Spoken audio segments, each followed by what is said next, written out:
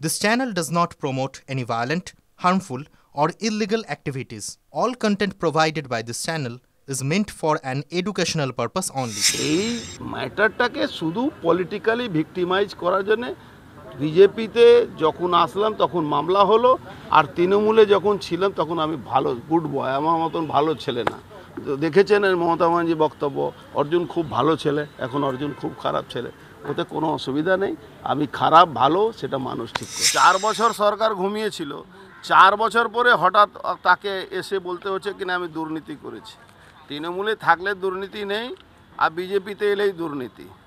তো তার জন্য হাইকোর্টে গেছিলাম, হাইকোর্টে অর্ডারকে ফলো করার করে আমি এখানে এসেছি। আর চিঠি দিয়েছে, সেই চিঠি আর হাইকোর্টে অর্ডারটা নিয়ে এসেছি। এই জলের বোতল নিয়ে যাচ্ছি, কেন এখানে তো কিছু খাবো না, খেলে কখন কোথায় কোন রাশিয়া থেকে বিষ আনিয়েছে, কোথায় কেমিক্যাল আনিয়েছে, খাইয়ে দেবে, বডিতে লেগে যাবে, মরে যাব, 3 মাসের মধ্যে মাল্টি অর্গান ফেলিওর হয়ে যাবে, এদের তো কোনো ঠিক নেই।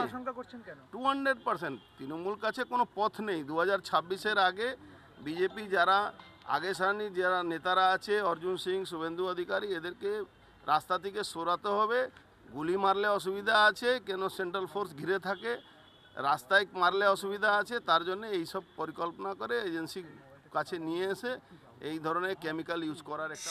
বাংলাদেশের পুরো ব্যারাকপুর হাই রোডে ম্যাক্সিমাম জেহাদিরা নাম পরিবর্তন করে মুসলমান থেকে হিন্দু নাম রেখে ব্যবসা করতে, জমি কিনছে, ব্যবসার মধ্যে টাকা লাগাচ্ছে, সোনার ব্যবসা করছে, আপনার voter I card, Aadhaar card ব্যবসা করছে, ইললিগাল মানি ট্রান্সফারিং করছে। ব্যারাকপুরে জেহাদির আড্ডা হয়ে গেছে। ওখানকার কাউন্সিলর একজন পাকিস্তানি নাগরিককে সার্টিফিকেট দিয়েছিলেন, সে নওশাদ আলম, সে কি এখানে বসবাস করে, সেই নওশাদ আলম তৃণমূলে এসেট আছে। পশ্চিম বাংলা জেহাদিদের এরকম যারা বাংলাদেশ থেকে, পাকিস্তান থেকে যে জেহাদিরা আসছে তাদের আখড়া হয়ে গেছে।